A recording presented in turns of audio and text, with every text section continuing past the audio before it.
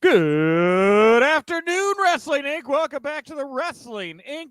Daily. It is me, your managing editor of WrestlingInc.com, Nick Hausman, joined here today as I am every Thursday to get thirsty for that pro wrestling punditry. It's our very good friend, Paul Pratt. Paul, welcome back to the Wrestling Inc. Daily. So good to be back. What a great day to be talking. I'm a little loopy here today. I'm not going to lie. We have some very important big news to get to here today.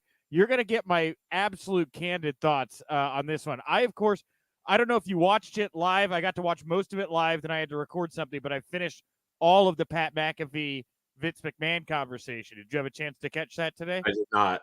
No. All right. Well, we're going to get to the big takeaways, and we're going to just kind of talk about Pat McAfee in general later in the mailbag. I definitely think you should check it out. I think everybody should watch it. It's definitely more candid than the Steve Austin interview and less violent than the Bob Costas interview. I think it's good. I enjoyed myself. And for historical purposes, I think you need to catch it. But of course, one of the big news items coming out of it is that Pat McAfee is going to get a match at WrestleMania. Vince did not challenge him to a match. Vince just said, you want a match at WrestleMania? You're getting a match at WrestleMania. We'll find somebody suitable for you to wrestle. It really gave me the impression it wasn't going to be Vince that wrestled him at WrestleMania. Well, wouldn't it be an ideal opportunity for Austin Theory to continue to prove himself to Vince McMahon? It would, and that's the thing. We'll talk about it in the mailbag.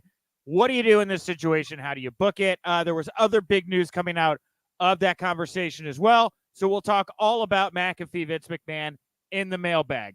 Also, later on here after the news, if you're listening to us in audio form, big, huge interview here today. Physically large gentleman, Wardlow in Very the house. large gentleman.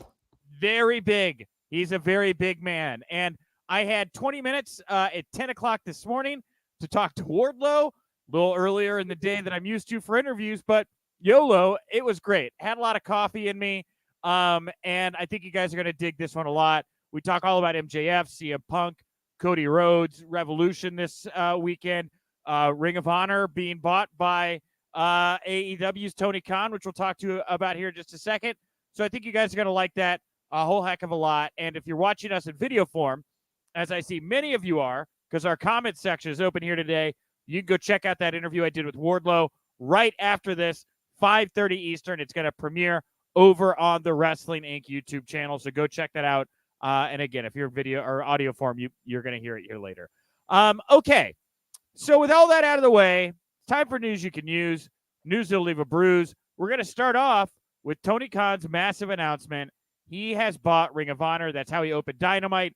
Did it live up to your expectations for a massive announcement, Paul? I thought that would. I personally think that I mentioned that I thought that was going to be the announcement. You know what I mean? I think that I did. I felt strongly that it was going to be the acquisition of Ring of Honor because so many of their talents have a rich history in Ring of Honor that if they really want to keep that relevant, in conversation and kind of promos and things like that, they almost have to own it. And also, as I think everybody knows, they owned the rights to All In, which was the kickoff basically of AEW. Yeah, 100%. Yeah, I saw this one in the tea leaves as well yesterday. We ran a poll. 3 in 5 fans thought it was going to be the HBO Max deal. And, that was widely reported. I thought it was definitely a possibility. Only 1 in 5 fans thought it was going to be the Ring of Honor buyout. And that was by our poll yesterday. A bunch of smart individuals out there voting. I leaned more towards the Ring of Honor buyout as well, because if you just looked at what happened, like Monday night, Ian Riccaboni announces we're going to the 2300 Arena. The next day, you get the report that Ring of Honor's got shows through the end of the year, TV plans. Like, none of that makes any sense unless you have somebody like a Tony Khan putting pieces together. Yeah, none of that makes any sense unless you have a major investor coming in like a Tony Khan. I agree with you, Paul. I saw this one a little bit, I think, sooner than others did, for sure.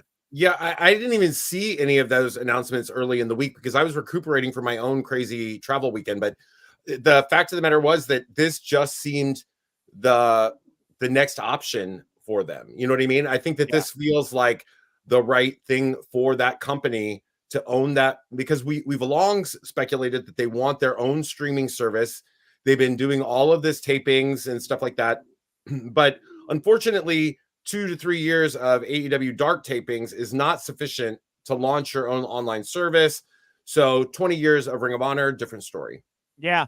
Well, a couple notes here about the announcement. First of all, following the announcement, a bunch of members of the crowd started chanting, Shane, Shane. I guess ode to Shane McMahon buying WCW, to wit. Tony mentioned Shane's not here, though. There's no Shane. It's me. So your Shane McMahon reference. Yeah, well, I think that this is an interesting note, because that in some capacities is almost his homegrown audience turning on him in some capacity, drawing these correlations that I don't think that he would necessarily like between what he's doing and what Vince McMahon has done in the past.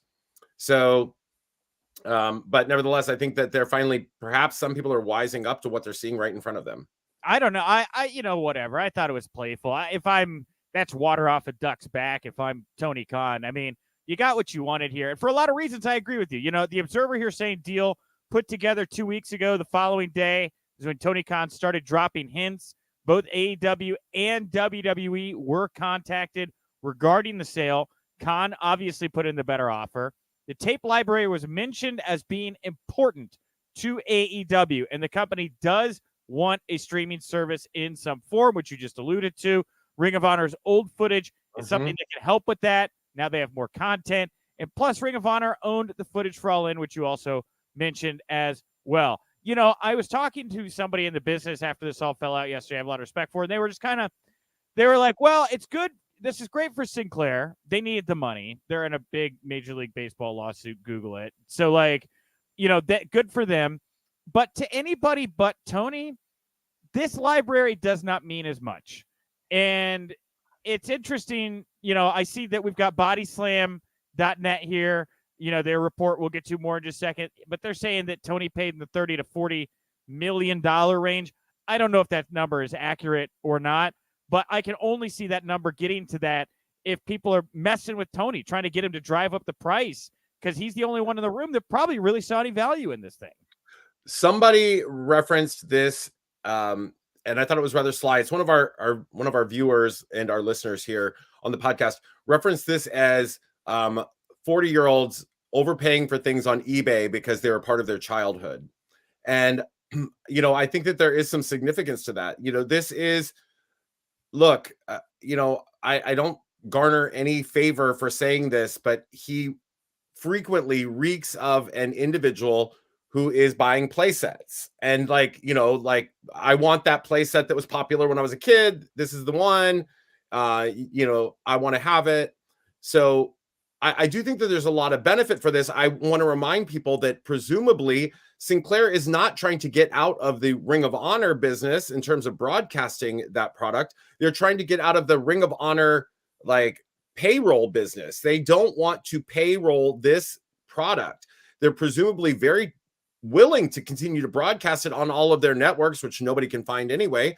But at the same time, for Tony Khan, having television distribution built into this is probably also quite valuable. And that's a great point, Paul. I have not nailed down if the Sinclair distribution came with the Ring of Honor buyout here from Tony Khan.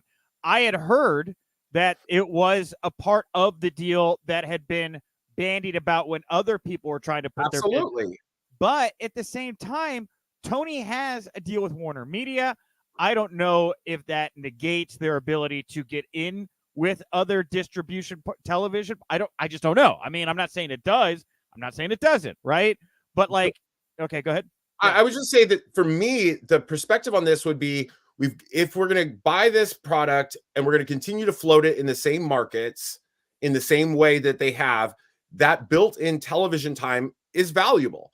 And at the same time, if, for example, Warner Media and other places are not interested in, say, turning Elevation or Dark into an actual television show of any capacity, then perhaps Sinclair would be interested in piggybacking on these things. They could easily produce that for television and have it on television cameras, televisions around the country, around the world. I think that even though television is a dying art form in a lot of ways, as we're seeing from so many streaming services like HBO Max or Hulu, Netflix, etc., the idea of having broadcast television programming as part of your overall product is very appealing to an entire generation of people. So what I'm wondering then is, if let's say that the syndication distribution is included, which I think is probably the most valuable commodity of Ring of Honor, maybe more so than their library. If Sinclair wants to keep Ring of Honor on their broadcast to do an ad split or whatever, with Tony getting full ownership, I don't really know how that deal would work, or they could sell commercial space on their own. Well, whatever. Does that mean that AEW can then start to move into syndicating on the Sinclair platforms? Because, even though you suggested, piggyback a Dark, on those same networks. But not even just a Dark. I mean, like actual Dynamite, like their Rampage stuff, because like as much as you can't find this programming yourself, other parts of the country, this is like TV for them. It's a market thing. I just kind of wonder, it's not being talked about a whole lot right now. And I don't even know if it's a part of the deal, but did the footprint for AEW's distribution just get bigger and we didn't even realize it, Well, I would say that AEW it's on TBS and TNT. These are broadcast networks that are carried on every single broadcast network in terms of any kind of, no matter what cable provider you have those channels. So I don't think that they could get a larger distribution what they already have. These are local news channels. I think you could get them with like bunny ears or digital ears now or whatever. Not the cable stuff, Right, but that's my point being that I don't see why they would want to do that when they have these cable providers. But the opportunity to take something that they already produce for YouTube and put it on broadcast television, that presumably becomes a lot more appealing. Yeah. Well, and I wonder with the HBO Max thing and like the streaming platform, I agree. You're bringing in like 8 times the content that you had with just your AEW model with the ROH stuff. But like, how much of that Ring of Honor content is HBO Max going to say is usable for our platform? I mean, you're going to have some pay-per-views that were well produced, and you can add those over, but you're going to have a lot of really dimly lit, bad audio, bad, just whatever, bad quality video from early on in ROH, which was a big knock on them for a long time. That's just not going to be able to float. I mean, if you had your own AEW network, which is maybe the direction they're planning, you could just upload all that stuff and say, hey, go binge all of your, RF video shoots or whatever we did, from back in the day. I just don't know how valuable that particular archive is in its entirety to an HBO Max, Look, for somebody, you're talking to somebody who streams on Twitch multiple nights a week, poorly produced, old, shitty quality professional wrestling from 40 years ago. A lot of, like if you get me into the 90s, which I'm doing right now because I'm streaming Smoky Mountain Wrestling, but that's a huge step up. I think that there is a definite market for that, and people love nostalgia programming. We don't knock old, television westerns for being poorly produced. We appreciate and admire the fact that old sci-fi movies, you can literally see the strings moving the, UFOs across. I don't watch that stuff, man. People aren't watching. I mean, like, there's a market for tape traded for years. Nick, I want to remind you, people tape traded for years, and that would be like your pal recording something off TV and then recording it VCR to VCR, and maybe VCR to VCR again just to send it to you. I just think that HBO Max would look at this and say, we think some of this is usable. We're not going to move 40,000 hours of Ring of Honor archives over just to say you've got that much landmass. That's just maybe me personally. And again, HBO Max makes a ton of sense. I'll take to the next report here from PW Insider. They're saying some people in WWE were legit shocked by the announcement. There was a feeling within WWE that AEW is going to announce a streaming deal with HBO Max. As of Wednesday, the Ring of Honor side was still working on production for ROH TV shows and the upcoming events announced for April. Word going around that circle was that sale talks were going on, but the deal wasn't done. That changed late in the day, as late as 6 p.m. Eastern. While the two sides had been in talks for weeks, the official deal wasn't closed until yesterday. There was a small circle in AEW who knew about them, believed it to be a done deal well before that. So the latest on like when people found out, and I'll just say this too, like I've interviewed a lot of ROH people over the years. I know a lot of people at ROH. I reached out to many of them yesterday. Almost nobody knew this was coming. I mean, I'm talking like people that are still tacitly kind of there, people that are just kind of still active. They found out on Twitter or by watching AEW last night. I think that I'm sure that this was kept under wraps because that's part of a, Tony himself said he's part of a non-disclosure act. But at the same time, Ring of Honor has become, I'm guessing, like this is a bare bones structure. They're not probably sending out all this information to the individuals within the company. And it was for the people who were still there, a lot of which were like the production people behind the scenes, stuff like that, like sort of like preparing for this next phase or evolution of ROH, no matter what it was going to look like. Those people, it doesn't matter because it's just like forge forward, forge ahead, do what you got to do to try to keep this on track for the launch that we've talked about.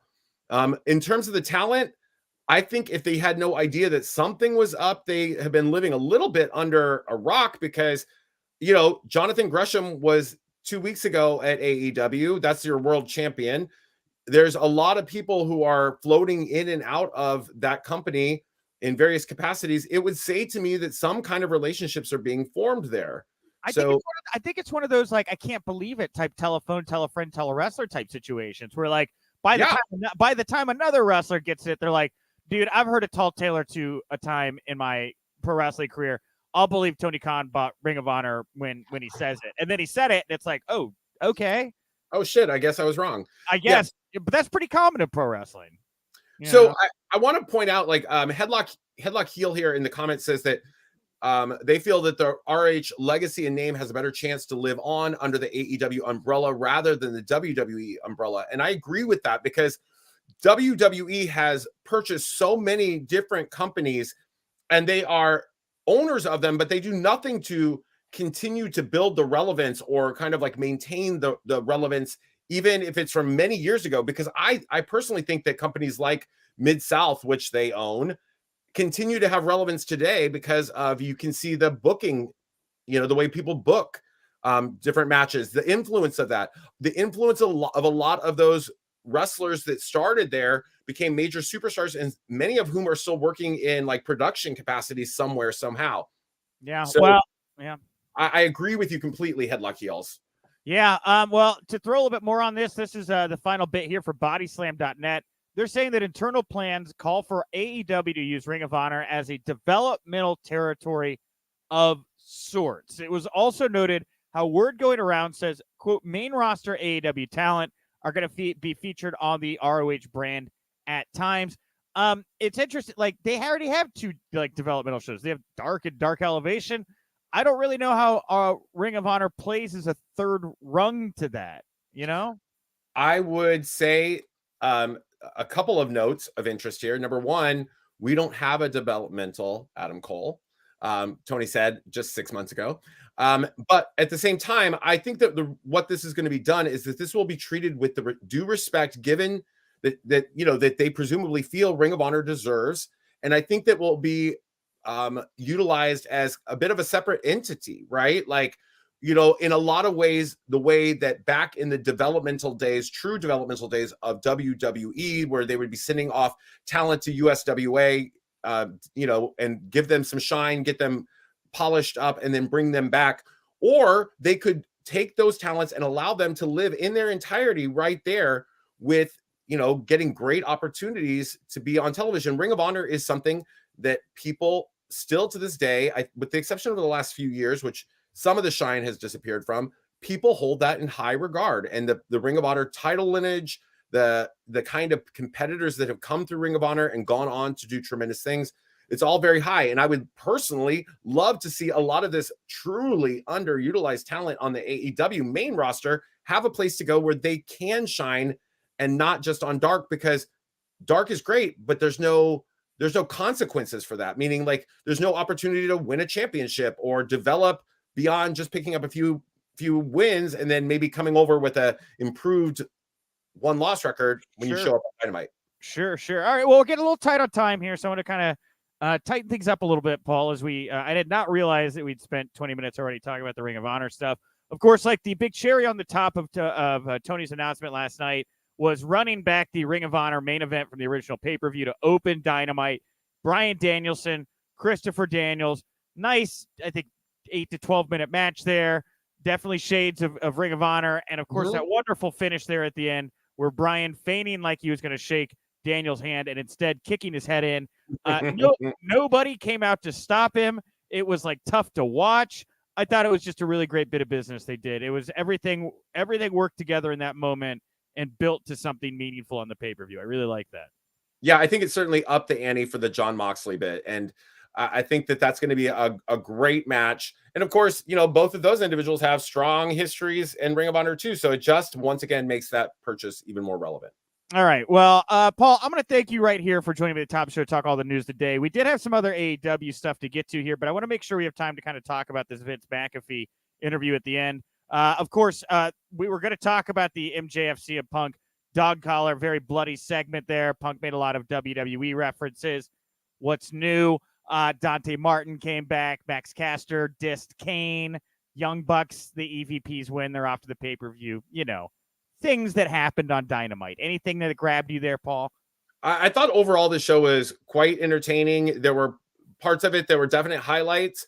And I will say that the thing that I liked the most was honestly the fact that Tony, as he said from the go, was going to keep that announcement very short. And it allowed us to enjoy a very strong go-home show for this weekend's pay-per-view. Yeah, 100%. I agree with that. I thought it was a real fun show, a real breezy show to watch. I thought the 7, the 8, the 9 o'clock hour all really kind of peaked very nicely there. Tony delivered on that announcement. It's really hard to go out there and say massive announcement with the amount of things that he's done, but this was not entirely expected. Certainly got everybody talking. And then as soon as he's got everybody's attention, Vince McMahon decides to sit down with Pat McAfee and completely suck all of the oxygen out of the room. As somebody who's been diligently working on the site all day, I could tell you everybody's going nutty right now over Vince McMahon on the website. Before we dive into it, I didn't get a chance to thank Wardlow and AEW. Great interview. And again, that's going to premiere here in like 4 or 5 minutes over on the YouTube channel. If you're watching us live after we're done here, you go check it out over there. All right, so let's talk about this McAfee Vince interview. Paul, you didn't get to see it, but I will. I did not see it yet. Yeah, so. I will let everybody once again know you really should check this one out. If you like Vince, if you hate Vince, it's still a very interesting conversation. Talks about growing up in the trailer park, which is something that Vince seems to be more comfortable opening up about now than he has in the past. Talks about how he learned to take a beating as a child, and he figured that if he came out on the other side of a beating alive, then he's won, which is a weird psychological thing because it sounds like Vince allows himself to take quite a beating in many different ways on a daily basis, as long as he's got more money or something. I think he thinks he's won. It's yeah. I definitely want to watch this now or listen to it. Yeah, it's really it's quite a roller coaster. But the two big top line items coming out of it. First of all, the news he came on to make that he wanted to be the big news coming out of this, I'm sure, was that he's going to be the one to personally induct The Undertaker into the WWE Hall of Fame. Surprised? Does it grab you? How do you feel about it?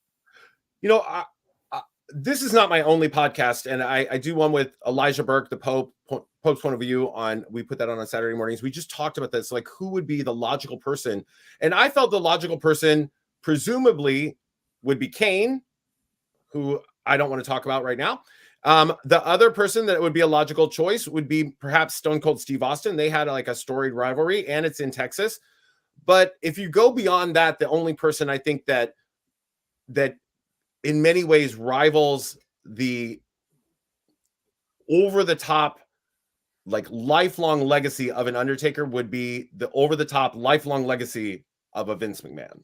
Yeah, I think it's a no-brainer here, and to hear Vince talk about, to McAfee, and I don't know how genuine it is or how much he's carnying everybody, but like, the struggle I'm going to have to talk about the character, but I know the man, and am I inducting the man? Am I inducting the character?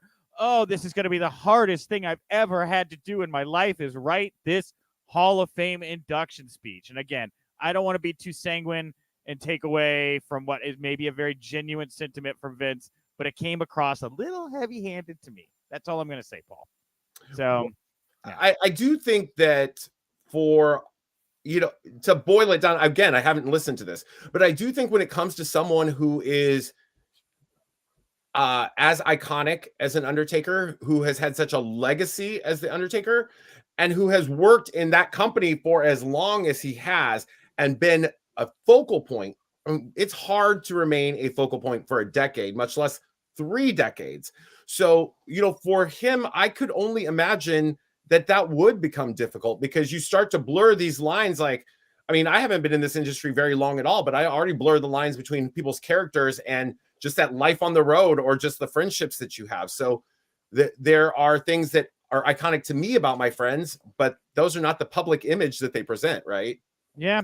Well, the other big news here coming out was obviously, like I said up top, Pat McAfee. He's getting a match at WrestleMania. Vince just kind of gave it to him because I guess he just likes him. So I asked everybody because he killed it on those NXT takeovers. I mean, good God, like I've never seen somebody excel so quickly. So at Wink Daily, that's the account to follow if you want to vote in the daily poll. Today I asked everybody, who do you want to see McAfee wrestle at WrestleMania? Is it Vince, Shane, Austin Theory, or somebody else? Over 150 votes here. 58.1% Austin Theory, 19.4 Shane, 13.5 Vince. And then we had some other write-ins at Monkey553, Corey Graves I like, and at Pedrock Peria, he wrote in Cody, which I also thought was good. Who grabs you? Who would you like to see McAfee go at it at WrestleMania? Man, it's hard for me to think about Vince McMahon at his age stepping back into a wrestling ring. I just don't think that that's well advised for a million reasons. Shane, I think, is an incredible performer in many capacities. I do not like the way Shane books himself. So of those 3, I think the one that opens the most opportunities to get somebody over and really show some tremendous wrestling would be Austin Theory. I really hope it's a Cody or a Shane. I really hope it's Vince, throwing a curveball at everybody. I think, what better way for Cody to be reintroduced than Vince saying, hey, I told you I was going to go find you some high-end competition. I had to go outside of my company to find somebody I thought could deliver at WrestleMania, and you bring in Cody. I don't hate that either, My new chosen one.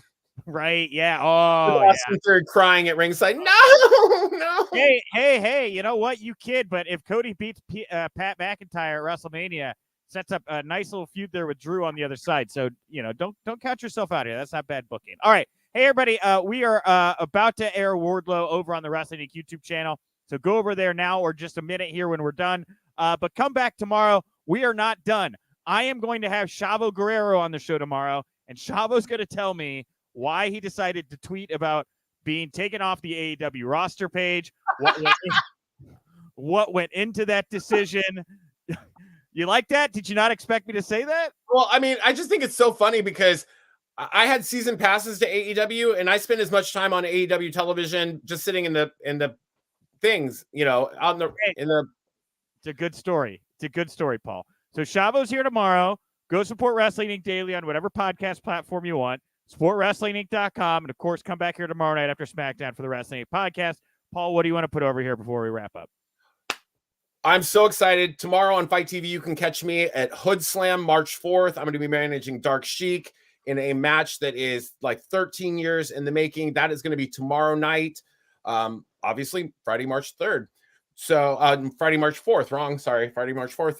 And it was just announced today that on April 10th, GCW comes to San Francisco, and yours truly is the big host of that event. So I don't even know what that means yet. I was shocked to see that announcement, but go check it out. Follow me on Twitter, the Glamazon PDM, or Pollo Del Mar Fans on Instagram. Awesome. And I'm at Nick_Hausman over on Twitter. Go check out Wardlow. It's starting right now. I'll talk to you tomorrow. And remember, if you winked, you didn't miss.